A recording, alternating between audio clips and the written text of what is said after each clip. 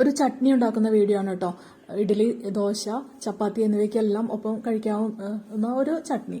അതിനുവേണ്ടി ഞാനിവിടെ എടുത്തിരിക്കുന്ന 1 ടേബിൾ സ്പൂൺ പരിപ്പ്, സാധാരണ പരിപ്പുണ്ടല്ലോ, അതും കറിവേപ്പിലയും കൂടി നന്നായിട്ടൊന്ന് വറുത്ത് മൂപ്പിച്ച് കോരിയെടുത്തിട്ടുണ്ട്. അതുകൂടാതെ ഒരു സവാള, ഒരു ചെറിയ കഷ്ണം ഇഞ്ചി, 2 വെളുത്തുള്ളി, ഇതെല്ലാം കൂടെ വെളിച്ചെണ്ണയിൽ ഒന്ന് വഴറ്റിയെടുക്കുക. ഒരു അടിഭാഗം കട്ടിയുള്ള ചീനച്ചട്ടിയാണ് കേട്ടോ ഇതിനുവേണ്ടി ഉപയോഗിക്കേണ്ടത്.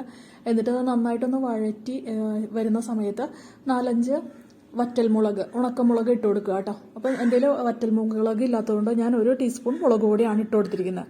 എന്നിട്ട് ഇത് നന്നായിട്ടൊന്ന് വഴറ്റിയെടുത്തതിന് ശേഷം 2 തക്കാളി ചെറുതായിട്ട് അരിഞ്ഞ് അതിൻ്റെ കൂടെ ചേർത്ത് കൊടുത്ത് ആ തക്കാളിയും നന്നായിട്ടൊന്ന് വഴറ്റുക.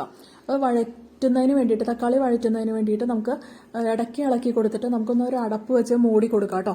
അപ്പോൾ അത് പെട്ടെന്ന് വാടി കിട്ടും. ഇതിങ്ങനെ വാടാനായിട്ട് വയ്ക്കുന്ന സമയത്ത് നമുക്ക് 1 മുറി തേങ്ങയുടെ പകുതി, അതായത് 1/2 മുറി തേങ്ങ ചെറുതായിട്ട് അരിഞ്ഞെടുക്കുക, കൊത്തി അരിഞ്ഞെടുക്കുക കേട്ടോ. ഇതുപോലെ. എന്നിട്ട് ഇത് ഇങ്ങനെ ഇതിൻ്റെ അകത്തൂടെ ഈ തക്കാളിയുടെ കൂടെ ഇട്ട് കൊടുത്തിട്ട് നന്നായി ഇളക്കി യോജിപ്പിച്ചതിന് ശേഷം തീ ഓഫ് ചെയ്ത് വെക്കുക കേട്ടോ. അപ്പോൾ അതെന്താണെന്ന് വെച്ചാൽ ആ ചൂടോടുകൂടി തേങ്ങയും ഒന്ന് ചെറുതായിട്ടൊന്ന് ചൂടായി കിട്ടും. തേങ്ങ അധികം മൂത്ത് പോകരുത് കേട്ടോ, കൂടുതൽ വെന്ത് പോകരുത്.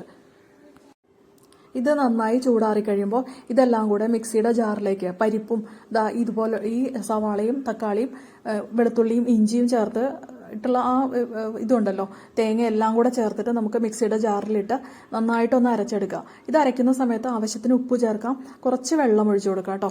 അപ്പോൾ ആ ചീനച്ചട്ടി ഉണ്ടല്ലോ, നമ്മൾ ഇത് വഴറ്റിയെടുത്ത ചീനച്ചട്ടി ഒന്ന് കഴുകിയെടുത്തിട്ട് അതും കൂടെ ഇതിനകത്ത് ഒഴിച്ചു കൊടുത്താൽ മതിയാകും. ആവശ്യമാണെങ്കിൽ നമുക്ക് കൂടുതൽ വെള്ളം ഒഴിച്ചു കൊടുക്കാം. പിന്നെ നമുക്ക് പുളി കുറവാണ് തോന്നുന്നതെങ്കിൽ ഒരു ചെറിയ കഷ്ണം പുളി കൂടെ ഇതിൻ്റെ കൂടെ ഇട്ടിട്ട് അരച്ചാൽ മതിയാകും കേട്ടോ. പിന്നെ ഉപ്പും പുളിയെല്ലാം കറക്റ്റാണോ എന്ന് നോക്കിയതിന് ശേഷം നമുക്ക് ഒരു ചീനച്ചട്ടിയിൽ കടുകും കറിവേപ്പിലയും താളിച്ച് ഇതിൻ്റെ കൂടെ ചേർത്ത് ഇളക്കി യോജിപ്പിച്ചിട്ട് നമുക്ക് കറി ഉപയോഗിക്കാവുന്നതാണ് കേട്ടോ. വളരെ ടേസ്റ്റിയാണ്, എല്ലാവരും ഉണ്ടാക്കി